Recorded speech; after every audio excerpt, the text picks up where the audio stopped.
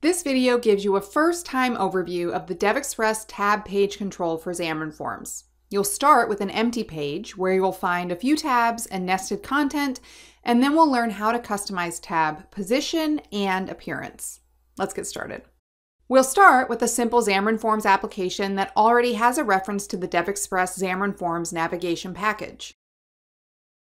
To learn how to add that reference, you can review a Getting Started topic on our website. Go to the Xamarin Forms documentation and locate the navigation node. Expand it and click Tab Page, then go to Lesson 1. You'll find instructions on how to add all required references, as well as the initialization method calls you need to add to your project. In Visual Studio, open Main Page XAML. First, add two namespace definitions. One is a shortcut to DevExpress navigation controls, and the other is the local namespace. Now you can change the root content page tag to the DevExpress Tab Page. Remember to switch to the code behind file and apply the corresponding type changes there as well. First, you can add a namespace reference. After that, replace the content page type with Tab Page. Now it's time to populate the tab page with items. Let's add a single item for now. The code that you see adds a nested content page with just a single label inside. You can copy the same code from the Getting Started help topic you saw earlier. Also note that the nested page references an icon. The same help topic explains where you can obtain the icons used in this tutorial and where they should be placed inside your project structure. Let's run the application and see how it looks at this point.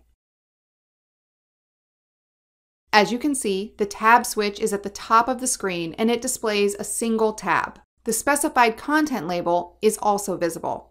Back in code, let's add two more tab items. The second item is of most interest to us because it adds nested content. As you can see, it places a navigation page inside the tab, not a content page. The argument refers to the inbox page defined in a separate XAML file. This is a regular content page that you can add to your project using Visual Studio templates. In addition to a label, this page adds a button too.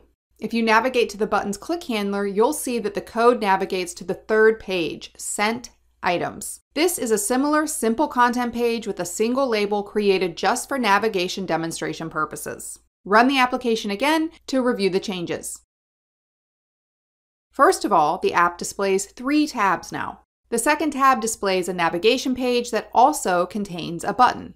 If you tap on the button, you go to the Sent Items page and the navigation shell automatically displays the back button. Finally, the third root level page displays a simple level, just like the first one. Now let's add a few attributes to the Tab Page tag. One moves the tab selector to the bottom, the other disables the selected tab appearance, and the third evenly distributes tab labels across the entire screen. Okay, run the application. As you can see, all the settings have been applied. In the next step, we'll change the colors of tab item text and icons. First of all, attributes in the tab page root tag specify the default color for all items. Once that color is set, change selected color for each individual tab. We use shades of blue, green, and red in this tutorial.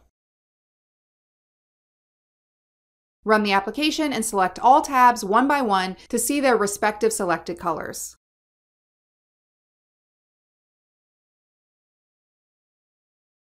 This concludes our quick tutorial.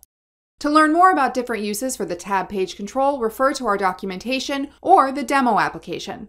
You can download the demo from our website or from GitHub. To run the app on your mobile device, look for our app on the iOS App Store or Google Play. The header panel position module uses the tab page to implement alphabetic navigation on the right-hand side of the view. In data binding, you can see how tabs can be created based on information from a bound list. In nested tab views, the bottom tabs implement root level navigation. The first tab also includes nested tabs at the top.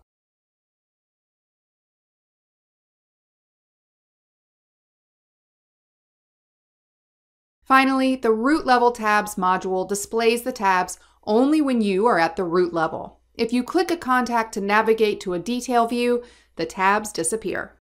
And that's it for this video. If you like this video, please give us a thumbs up. If you have any questions or comments, please leave them below. And don't forget to subscribe to our channel and ring the bell so you get notified whenever DevExpress releases new content. Thanks for watching, and thank you for choosing DevExpress.